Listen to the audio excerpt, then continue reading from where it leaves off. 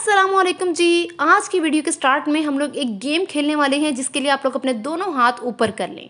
अब यहाँ पे मैं आपको 10 सिचुएशंस बताऊंगी। जो सिचुएशन आपको लगे कि वो आपसे रिलेट कर रही है वो वाली फिंगर आपने अपनी बंद करते जाना है। तो जी नंबर 1 पे है कि कभी छोटा डिसीजन लेने में अच्छा खासा टाइम लगा दिया है कि कहीं चॉइस गलत ना हो जाए। नंबर 2, सुबह सुबह उठते ही 10 मिनट आपने ये सोचने में वेस्ट कर दिए हैं कि आज पहनना क्या है, कहीं ड्रेसिंग गलत ना हो जाए। नंबर 3, किसी बात को डिफरेंट सिचुएशन में रख के उसकी कई बार मेंटली रिहर्सल की हो। नंबर 4, कोई हफ्ता या साल पहले की बात को सोच के उसके बारे में परेशान हुए हो। नंबर 5, रेस्टोरेंट में क्या ऑर्डर करना है ये सोचने में 10 मिनट से ज्यादा टाइम लगाया हो। नंबर 6, मैसेज टाइप करने के बाद कई बार सोचा हो कि ये सेंड करूं या ना करूं। नंबर 7, जो आर्गुमेंट कभी हुआ ही नहीं है उसके लिए खुद को मेंटली प्रिपेयर किया हो। नंबर 8, ईमेल को लिखने से ज्यादा उसको एडिट करने में टाइम लगाया हो। नंबर 9, इतना सोचा हो कि आपका कोई एक्शन आपके पुराने फ्रेंड पे क्या असर डालेगा जिससे आपने कई सालों बात ही नहीं की। नंबर 10, मूवी या ड्रामा कौन सा देखें ये सोचने में इतना टाइम लगा दिया कि इन द एंड कुछ देखे बगैर ही उठ गए। हाँ जी, तो बताएं आपकी कितनी उंगलियां नीचे हुई हैं।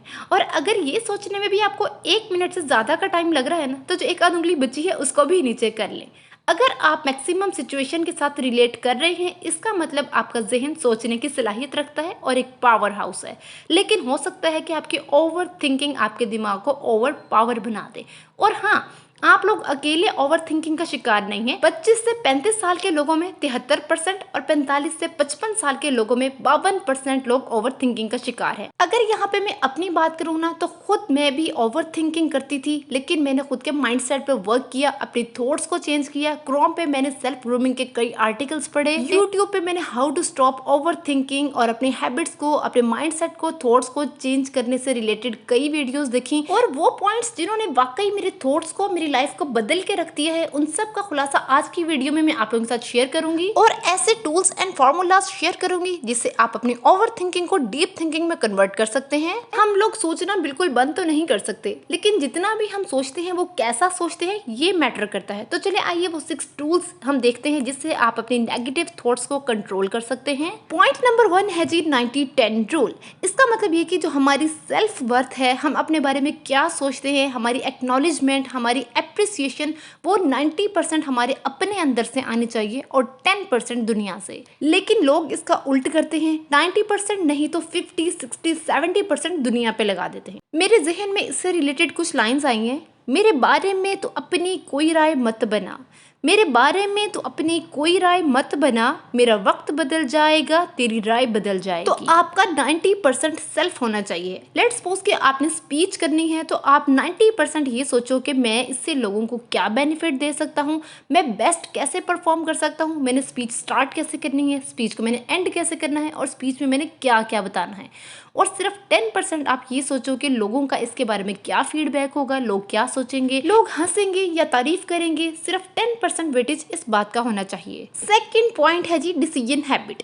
अब क्या होता है कि जिसको ओवर थिंकिंग की आदत होती है ना, तो इसकी ओवर थिंकिंग आहिस्ता आहिस्ता उसके छोटे छोटे डिसीजन में भी आ जाती है कि किस रेस्टोरेंट में जाऊं, रेस्टोरेंट में जाके क्या ऑर्डर करवाऊं, क्या पहनूं, मैसेज टाइप करके सेंड करूं या ना करूं। तो जी आज ना हम इसका रिवर्स करेंगे। जिंदगी में छोटे छोटे डिसीजन लेते वक्त आप लोग ये सोचेंगे अगर ये मेरा डिसीजन गलत हो जाता है तो इससे कौन सा मुझे कोई बड़ा नुकसान होगा या ज्यादा से ज्यादा क्या हो जाएगा, और क्विकली डिसाइड कर लें। सच बताऊं तो मैंने खुद के साथ भी ऐसा ही किया था। मैंने अपने आप को क्विक टाइमर दिया कि रेस्टोरेंट पे जाके क्या ऑर्डर करवाना है, it has to be very quick. कहाँ जाना है, क्या पहनना है, वेरी क्विक। ज्यादा से ज्यादा क्या हो जाएगा, गलत खा लेंगे, गलत जगह पे चले जाएंगे, लेकिन जिंदगी का कोई इतना बड़ा नुकसान नहीं हो जाएगा। लेकिन इसका बेनिफिट ये होगा कि मेरे माइंड को आदत पड़ जाएगी जल्दी सोचने की, जल्दी डिसीजन लेने की, within some time decision लेने की। और जिंदगी में जब आप छोटे छोटे डिसीजन लेना शुरू कर देते हैं ना, तो आपको कभी फायदा होता है, कभी नुकसान होता है, लेकिन आपके अंदर कॉन्फिडेंस डेवलप होना शुरू हो जाता है। एक हिम्मत बढ़ने लगती है कि यस मैं कोई डिसीजन ले सकता हूँ या ले सकती हूँ। Jeff Bezos, founder of Amazon, इनका मैं बहुत ही जबरदस्त सा फॉर्मूला आप लोगों के साथ शेयर करती हूँ। ये अपने डिसीजंस को 2 टाइप्स में कैटेगराइज करते हैं। एक जी रिवर्सिबल, जिनको हम चेंज कर सकते हैं और ये वाले डिसीजंस वो क्विकली लेते हैं।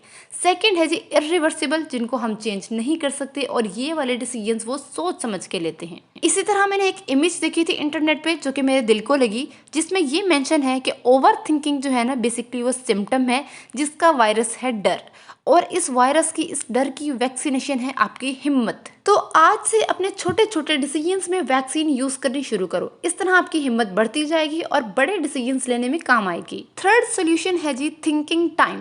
बहुत ही प्रैक्टिकल सा हैक है, ट्राइड एंड टेस्टेड है, एक सिंपल सी चीज है। तो होता क्या है कि साइकोलॉजिकली हमारे दिमाग की ये आदत है कि उसके अंदर कोई ना कोई खुजली खारिश सी होती रहती है। मतलब सर्वाइवल वाला ब्रेन है ना, तो हर टाइम कोई पेन नहीं तो सोचने को कुछ ना कुछ चाहिए होता है। तो जब आपको रियलाइज हो कि आपका माइंड ओवर थिंकिंग कर रहा है, जिस चीज के बारे में आपके माइंड में खुजली खारिश हो रही है, उस चीज को आप एड्रेस कर लें। फिर जी अपने फोन में नोट पैड पे थिंकिंग टाइम का एक सेपरेट पेज बनाएं और जो थॉट आपको तंग कर रही है, जिसकी वजह से आप ओवर थिंकिंग कर रहे हैं, वो उस पेज के ऊपर लिख दें और अपने माइंड को समझाएं कि अभी नहीं, लेकिन ठहर के एक सेपरेट थिंकिंग टाइम निकाल के इसके बारे में मैं डिटेल से सोचूंगी। तो इस तरह फिर हम अपनी रूटीन में वापस जाके अपने काम पे फोकस कर सकते हैं। ऑनेस्टली स्पीकिंग, यहाँ मैं अगर आप लोगों से अपना एक्सपीरियंस शेयर करूँ ना, तो जब आप फ्री थिंकिंग टाइम में बैठ के अपनी उस शीट को खोलोगे तो उसमें 90% प्रॉब्लम ऐसी होती हैं जो कि मैटर ही नहीं करती, जो कि सिर्फ उस टाइम पे, काम के टाइम पे हमारे माइंड को तंग कर रही होती हैं।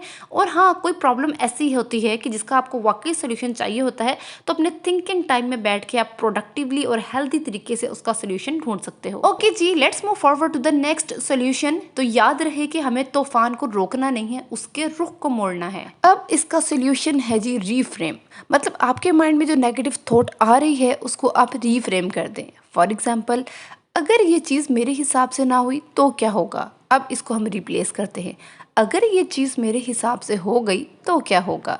मतलब जो प्रॉब्लम बार बार आपके माइंड में आके आपको तंग कर रही है, उसको रीफ्रेम करते हैं। उस प्रॉब्लम को प्रॉब्लम ओरिएंटेड मत सोचें, सोल्यूशन ओरिएंटेड सोचें। एक पेज ले लें और उस प्रॉब्लम के सारे सोल्यूशन के ये सोल्यूशन है इसके, उस पेज के ऊपर लिख लें। फॉर एग्जाम्पल कि आपने प्रेजेंटेशन देनी है और आपके माइंड में आ रहा है कि अगर मैंने कोई गड़बड़ कर दी तो, या कहीं मैं इसके लिए इनकॉम्पिटेंट तो नहीं हूँ, या क्या मैं सही से प्रेजेंटेशन दे पाऊंगी। इन सब थॉट्स को अब आप रीफ्रेम कर दें कि हाँ, मैं नर्वस हो सकती हूँ लेकिन नॉर्मल है, हाँ मैं गड़बड़ या गलती कर सकती हूँ लेकिन इससे मुझे लर्निंग अपॉर्चुनिटी मिलेगी, और फिर अल्टीमेटली इससे मैं कुछ अच्छा परफॉर्म करके आऊंगी, अच्छा सीख के आऊंगी। अच्छा, जिंदगी में ना कई हैक्स होते हैं और कई जीने के तरीके होते हैं।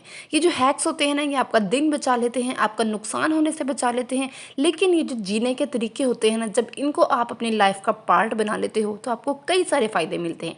ये जो 4 हमने पॉइंट्स डिस्कस किए हैं, ये लाइफ के हैक्स थे। अब यहाँ पे आपको मैं नेक्स्ट 2 जीने के तरीके बताऊंगी। नेक्स्ट 2 पॉइंट्स जो मैं बताने वाली हूँ, अगर इनको आप अपनी लाइफ का पार्ट बना लोगे ना, तो इससे ना सिर्फ आपकी ओवर थिंकिंग हट जाएगी, बल्कि जिंदगी में आप और भी कई फायदे देखोगे, आप और भी ज्यादा कॉन्फिडेंट हो जाओगे। 5th सोल्यूशन है जी अवेयरनेस। अब लेट्स सपोज आपके शहर में कोई इस तरह का चौक है जहाँ पे सबसे ज्यादा दिन में रश होता है, गाड़ियां, हॉर्न, मोटर बाइक, और इतनी ह्यूज ट्रैफिक को कंट्रोल करने के लिए अगर वहाँ पे कोई ट्रैफिक पुलिस वाला आता है तो वो सबसे पहले ये सोचेगा कि ये ट्रैफिक का फ्लो क्या है, ज्यादा गाड़ियां कहाँ से आती हैं, कम गाड़ियां कहाँ से आती हैं। तो इसी तरह आपको अपने माइंड को और अपने माइंड की थॉट्स को समझना है कि कौन सी थॉट्स हैं जो मुझे ट्रिगर कर रही हैं, और ये किस तरह की थॉट्स हैं, और ये थॉट्स मेरे किसी काम की हैं भी या नहीं। और यही अवेयरनेस का रोल है। मैंने कई पॉडकास्ट सुने हैं सक्सेसफुल लोगों के, तो कोई अवेयरनेस के लिए सेल्फ टॉक करता है, कोई जर्नलिंग करता है, कोई मेडिटेशन करता है। अब हम लाइफ की सबसे बड़ी प्रॉब्लम को पकड़ते हैं जी, अनसर्टेनिटी, और फिर इसका सोल्यूशन देखते हैं और आपका लाइफस्टाइल चेंज करते हैं। अब लेट्स सपोज कि कहीं क्रिकेट का मैच है और उसके लिए टॉस किया जा रहा है। अब टॉस हो गया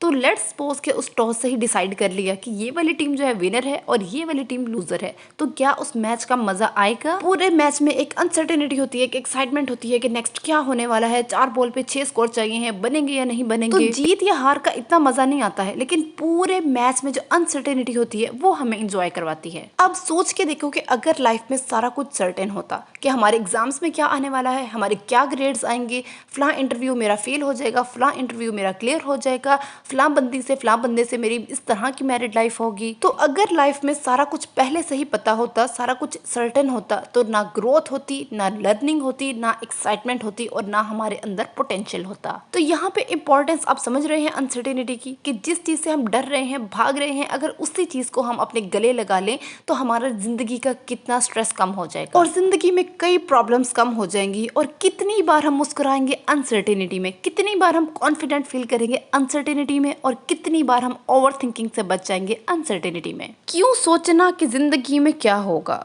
क्यों सोचना कि जिंदगी में क्या होगा, कुछ ना होगा तो तजुर्बा होगा।